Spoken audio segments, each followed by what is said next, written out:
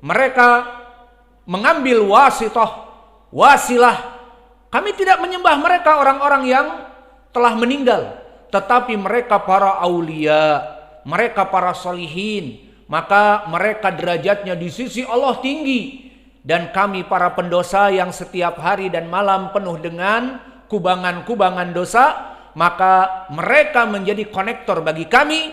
Ini adalah perbuatan yang salah dari sisi yang pertama bantahannya. Di saat mereka menjadikan para wali sebagai konektor, para nabi sebagai konektor, para malaikat sebagai konektor, berarti secara tidak langsung mereka menyepertikan Allah dengan makhluknya, dan ini haram. Karena Allah berfirman di dalam ayat Al-Quran, laisa kamitslihi syai', tidaklah Allah itu sama dengan makhluknya. Dan Allah berfirman juga, fala tadribu lillahil amsal, tidaklah kalian menjadikan tandingan-tandingan untuk Allah. Dan ayat ketiga di dalam akhir surat Al-Ikhlas, walam yakun lahu kuf'an ahad.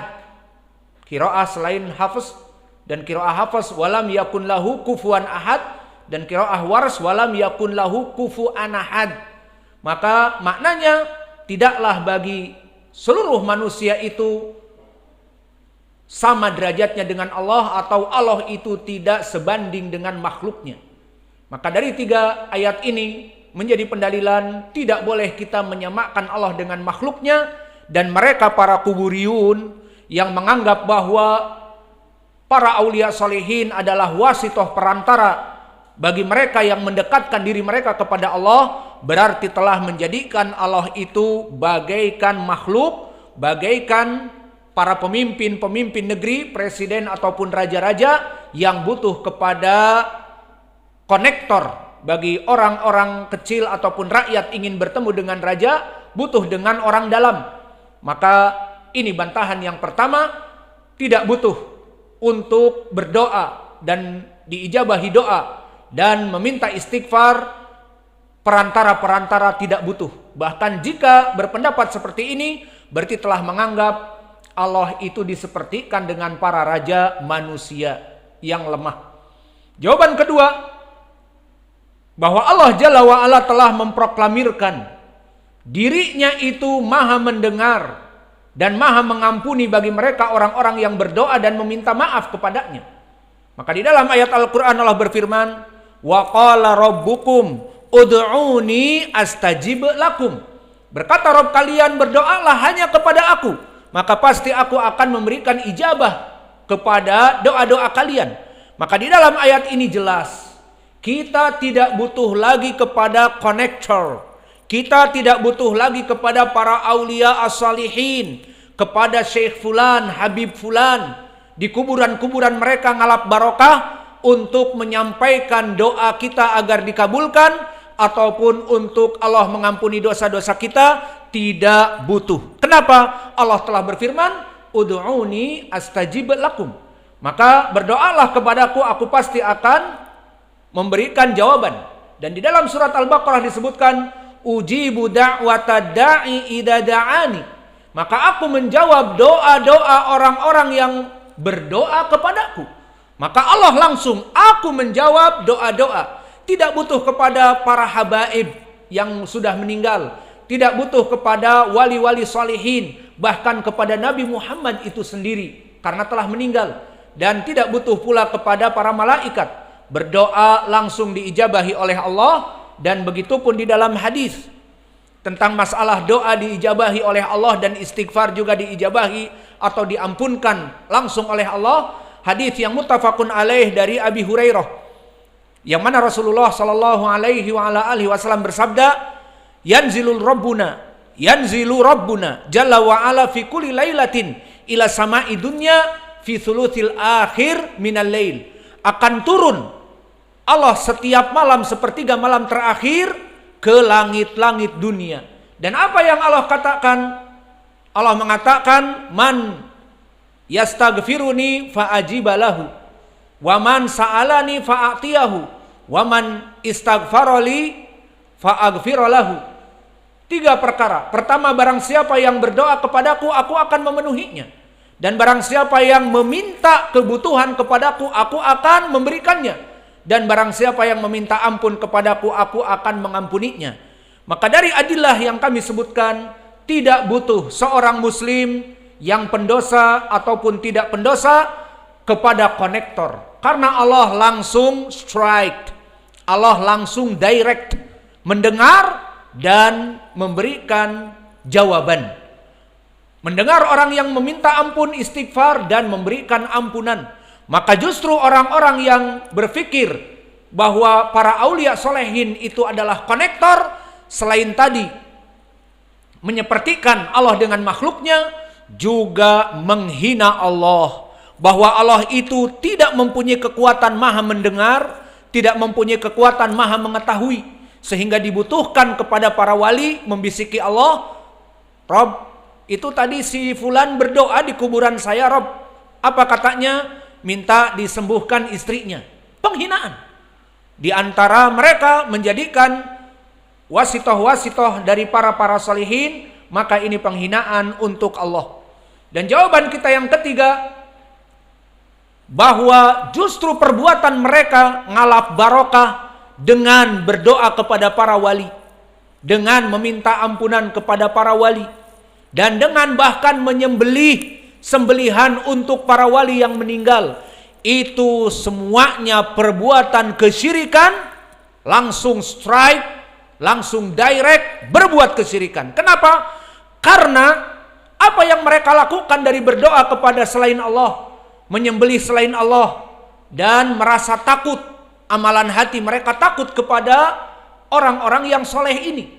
Maka di saat mereka mencium nisan dengan kecupan yang sangat dalam dan cinta, menunjukkan bahwa ibadah rasa cinta mahabbah diberikan kepada selain Allah.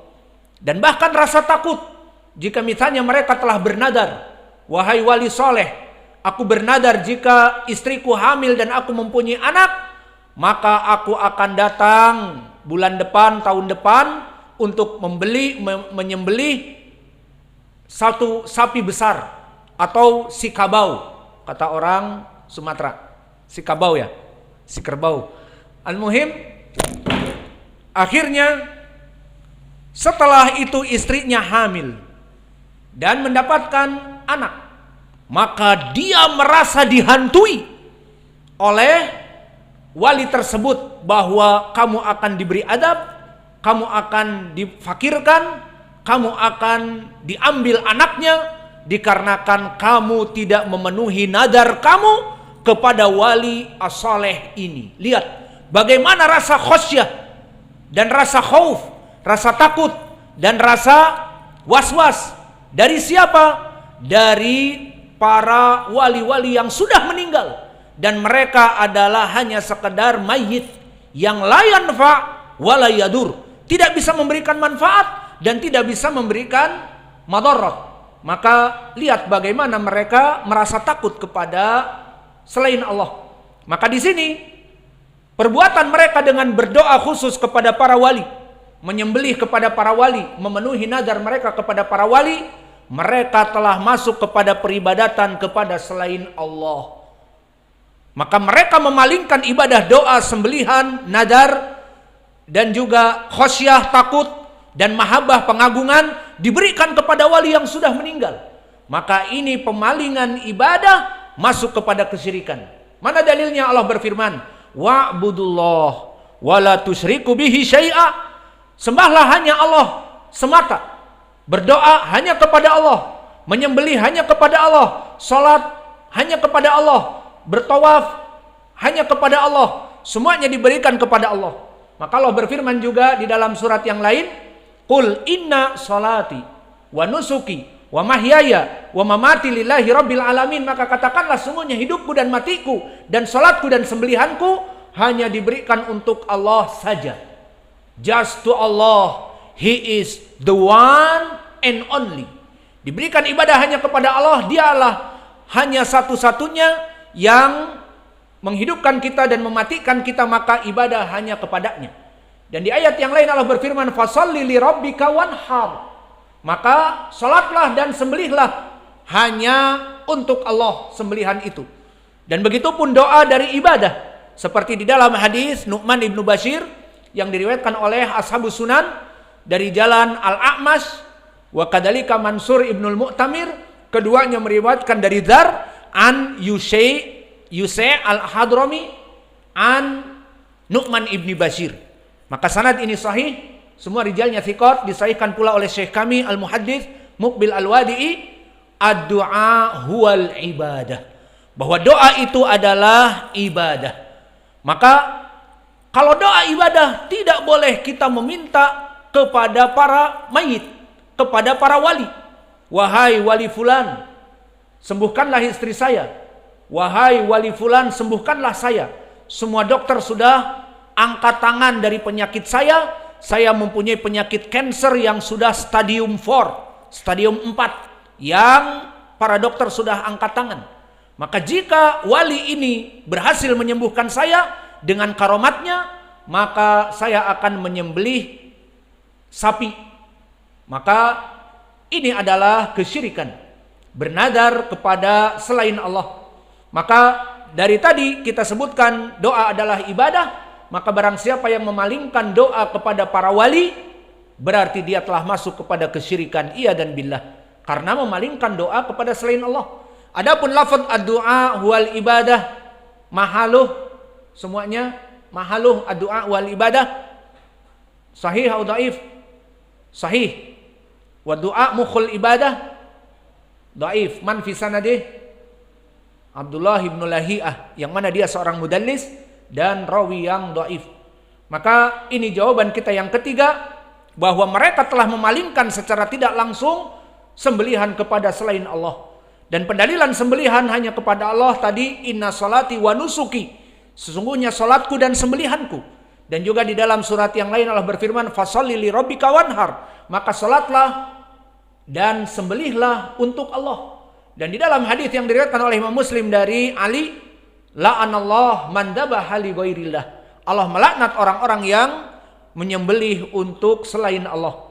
Dan jawaban kita yang keempat, ittakhadahum alwasithah tu'tabar syirkan, bahwa justru dengan mereka menjadikan terus terang bahwa kami ini tidak beribadah kepada para wali, namun kami hanya sekedar menjadikan para wali itu konektor, orang yang mendekatkan diri kita kepada Allah, karena kita para pendosa besar. Justru dengan kamu melaksanakan keyakinan bahwa para wali itu menjadi konektor bagi kamu, ini pun telah masuk kepada tasyabuh dengan orang-orang musyrik di zaman Nabi.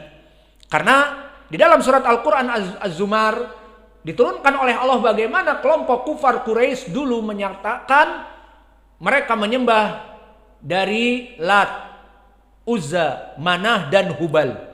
4 dari togut yang besar.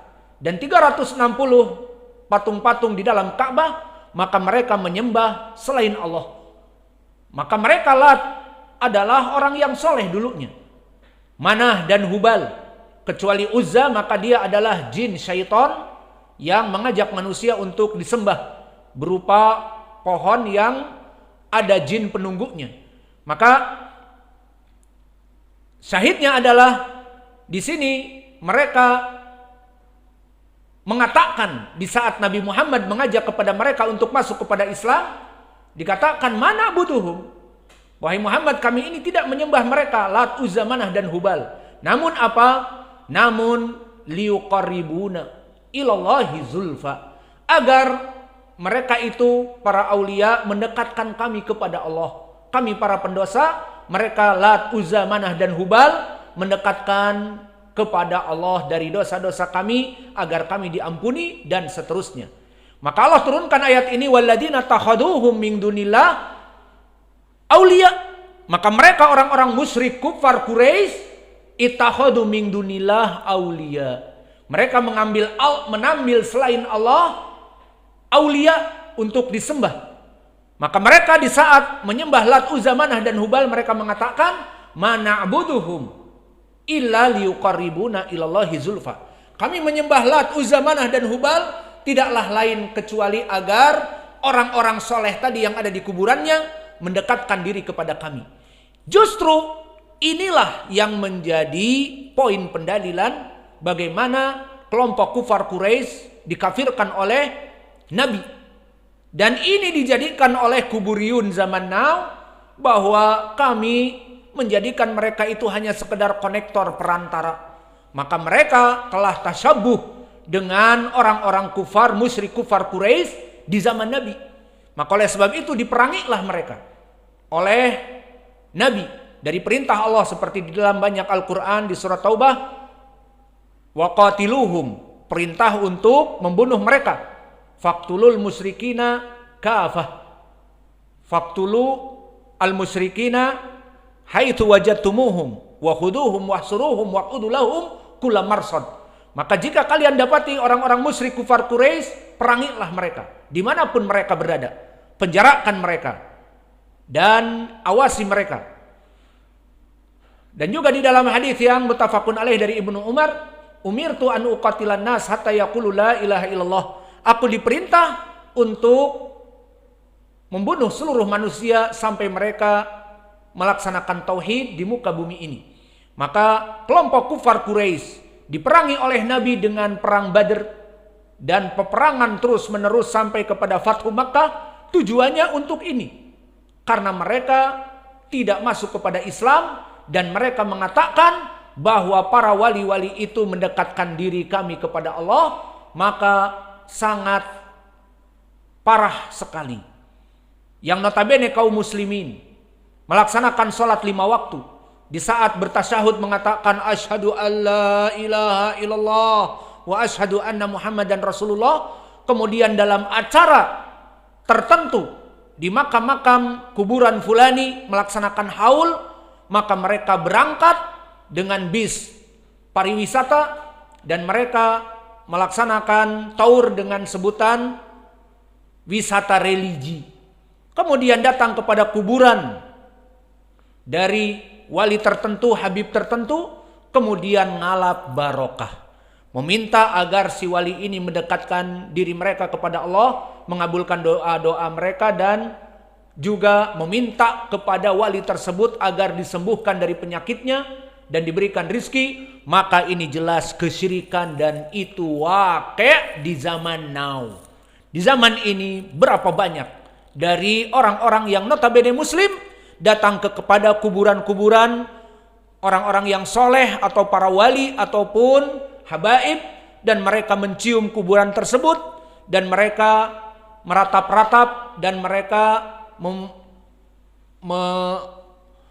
nyentuh-nyentuh dengan tangannya, kemudian ke dada mereka, ke pipi mereka, dan berdoa agar wali tersebut menyembuhkannya ataupun memberikan rizki. Maka ini jelas kesyirikan.